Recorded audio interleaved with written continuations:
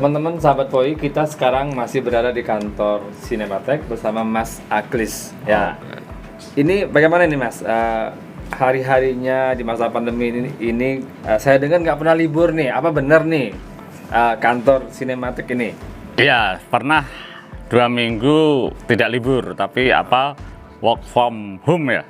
Itu pun hanya kan karena kan gini, Cinematek ini luas, ada lantai 5, lantai 4 ya, lantai basement ya, dan karyawan kita dikit, sehingga kalau mau jaga jarak 5 meter satu orang aja masih ruangan masih lebih banyak ini. Itu.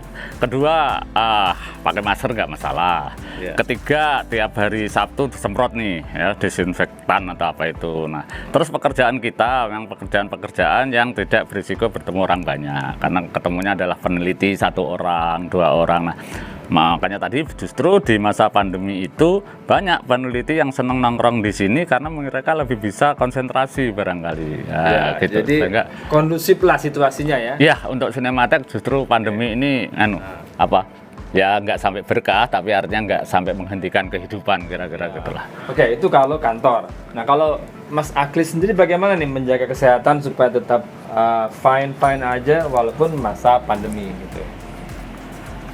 Saya nggak tahu ya, saya selama pandemi ini ya alhamdulillah nggak kena, tapi kan saya juga takut kabur, ya kan. Tapi bahwa yang saya lakukan sebenarnya biasa-biasa aja, bahkan pernah suatu ketika saya batuk-batuk apa-apa, saya malah takut diperiksa nanti dinyatakan positif dan akhirnya sembuh. Ya bukan sembuh karena ya batuk-batuk sekilas ya 2 tahun ini kan lama sehingga biasa kan flu dan sebagainya. Kan hari-hari, tapi saya pakai masker, cuci tangan, memang selama pandemi kemarin yang biasanya kalau malam malas mandi ya gitu, tapi itu pertama. Yang kedua, kayaknya kalau saya dibilang menjaga kesehatan, saya lebih karena menjaga pikiran, Mas Edi. Jadi ya saya hidup ini kan menikmati hidup, begitu ya, menikmati hidup. Itu kan kalau saya kan punya 3, kalau menurut saya itu kan hidup ini ketika 1, masalah ekonomi ya. Masalah ekonomi ini kan memang perlu ada. Kedua kan masalah cinta, kasih, seks dan sebagainya gitu ya. Ketika saya kan punya istri dan istri itu nggak masalah. Ya, yang ketiga itu orang masih punya harapan. Nah, ketika punya 3 hal itu, harapan untuk nanti begini lebih baik dan sebagainya. Nah, kalau dalam agama ada surga dan sebagainya gitu ya.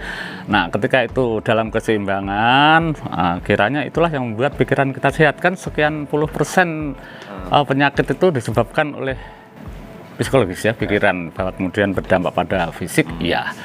Tapi barangkali karena itu, dan saya melakukan itu bukan karena supaya sehat begini, enggak, memang karena saya menjalani hidup seperti itu, Mas Adi. Ya.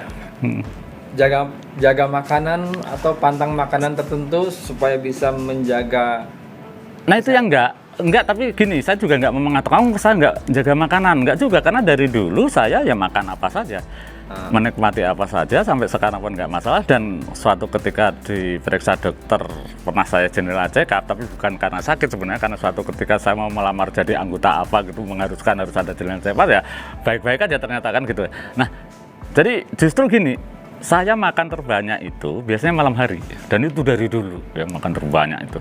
Yang siang gini kan karena asik ini sering terlambat, lupa nada, sehingga ya menjaga makanan istilahnya nggak ada ya, karena saya apa saja saya makan, dari warteg sampai yang makanan hotel kalau diundang orang, tapi gitu, saya makanan yang mewah kalau ada yang traktir gitu, sampai makan di pinggir jalan pun nggak masalah. Bahwa jaga kebersihan ya iyalah, minum air yang sudah bersih ya iyalah, itu kan otomatis gitu. Jadi nggak ada masalah untuk makanan, konsumsi apapun bisa ini ya. Paling tidak sampai hari ini begitu. Wah. Dan kebetulan saya kan suka sate kambing, misalnya gitu kan. Ada saudara-saudara ngingetin, usaha nggak bisa ditipu loh. Saya suka emping itu dan banyak gitu kan. Nah, terus olahraga mungkin apa yang dilakukan? Saya itu kan paling males orang olahraga dari dulu. Bahwa pernah suatu ketika main-main ikut-ikutan pingpong itu kan ikut-ikutan aja. Pernah ikut lari-lari dengan teman-teman TB 10K itu kan karena pergaulan aja. Olahraga sebenarnya saya sangat males, tetapi hari-hari saya kan memang seneng gerak, Mas Adi. Saya seneng gerak. Kalau orang-orang seneng naik lift, saya begitu nunggu lift lama naik tangga aja deh. Itu kan dari di mana-mana saya begitu. Jalan ke sana, keluar rumah kalau hanya mendingan jalan kaki, males lah ngeluarin kendaraan gitu. Nah, Olahraga dalam arti pengertian olahraga yang dipahami itu saya hampir nggak pernah. Iya. Tetapi bahwa saya bergerak, iya. Saya suka bergerak hidup saya gitu. Nah, itu yang dimaksudnya ya, bergerak itu ya, yang jadi prinsip hidup sehingga walaupun tidak ada olahraga teratur tetap. Iya, tapi kan itu bukan saya mulai karena saya ingin menjaga kesehatan maka saya bergerak atau saya ingin gini. Ya karena saya memang seneng gitu dari dulu, gitu. Ya kebetulan ketika itu dengan analisis menjaga kesehatan, nah ya klub itu sudah saya lakukan dengan dulu. Misalnya gini, contoh lagi, oh bawang putih itu sehat loh, gini. Nah saya sebenarnya dari dulu seneng tuh makan telur telur dadar hanya dengan bawang putih sampai teman-teman itu dari dulu. Akibatnya kan gigi saya mudah retak itu. Nah, ternyata kan belakangan oh kalau makan nasi bawang tuh bagus loh efeknya. Nah, misalnya gitu. Tapi bukan karena dulu seneng makan bawang putih itu ingin sehat atau menjaga kesehatan, tapi karena memang asik rasanya, panas-panas dikit di lidah. Kan gitu. Gitu Mas Edi. Nah, sebagai seorang sutradara, film apa nih yang baru dibikin?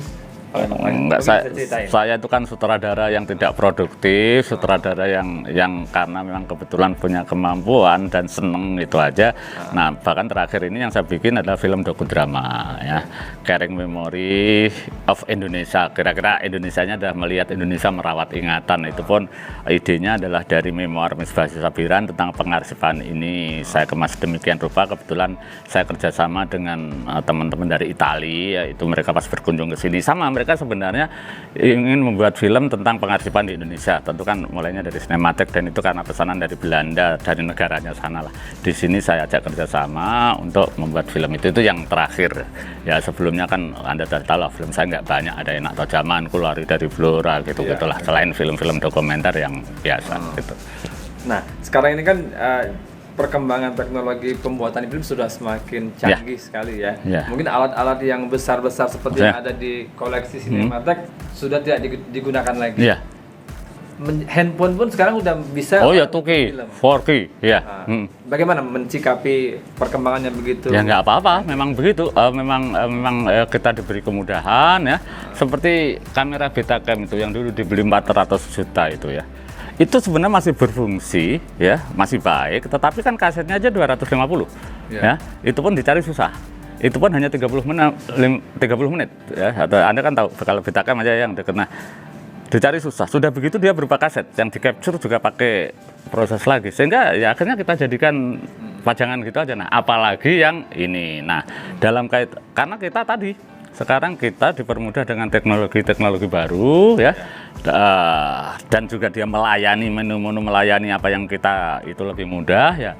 Ya mensikapinya ya gimana, kita harus memanfaatkan itu kan. Teknologi itu diciptakan tujuannya untuk memudahkan kita, untuk kita manfaatkan sebaik-baiknya. Nah, film dibuat adalah konsep kesenian, membuat satu media yang artistik gitu ya, untuk media seni sebetulnya begitu. Nah, teknologi ini untuk memperkuat itu gitu ya, jadi tetap meskipun membuat film lebih mudah dari segi penciptaan gambar bergerak, tapi kan nilai film, isi film itu juga tergantung wawasan otak kita dan sebagainya. Nah, disitulah sebenarnya yang lebih penting. Jadi makanya anak-anak SMK, anak-anak itu di sini banyak yang mahasiswa itu sering berkunjung. Itu yang saya tekankan, justru hari ini kita sangat mudah membuat film, tetapi jangan lupa bahwa film itu tujuan, arah dan tujuannya diselenggarakan adalah satu, di undang-undang juga ada itu, untuk pembinaan akhlak mulia, untuk apa dan sebagainya itu ya. Sehingga kode etik itu penting, pengetahuan itu penting. Kalau tidak, karena film sangat mudah dan sangat menarik, merangsang, maka kita tergelincir membuat rekaman-rekaman atau film-film yang kemudian membahayakan diri kita. Kan sudah banyak tuh baik di YouTube, foto, gitulah.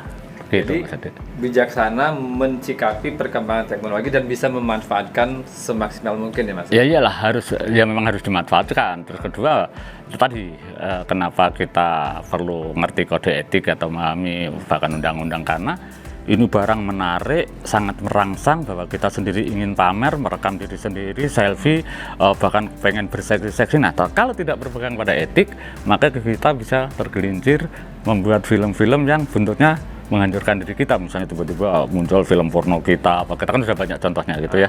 Nah, tetapi bahwa kemudian ini harus kita manfaatkan untuk tadi membuat film yang sesuai dengan prinsip-prinsip sinematografi karena kalau kaitannya dengan film. Nah, ini gunanya merawat ingatan kita bahwa apa sih film itu? Oh, ini loh sebuah gambar hidup yang berbasis sinematografi. Tujuannya untuk pendidikan, penelitian, untuk kemanusiaan dan sebagainya. Gitu Mas Edi. Terakhir bagaimana nih ya harapannya untuk Hari Film, baik untuk sineas, insan film, dan siapapun yang suka pada film? Ya, Hari Film itu dulu ditetapkan oleh pemerintah itu sangat jelas. Di situ tertulis untuk mengangkat martabat insan film, masyarakat film di tingkat nasional, regional, dan internasional, maka perlu ditetapkan Hari Film. Ini bunyi SK-nya.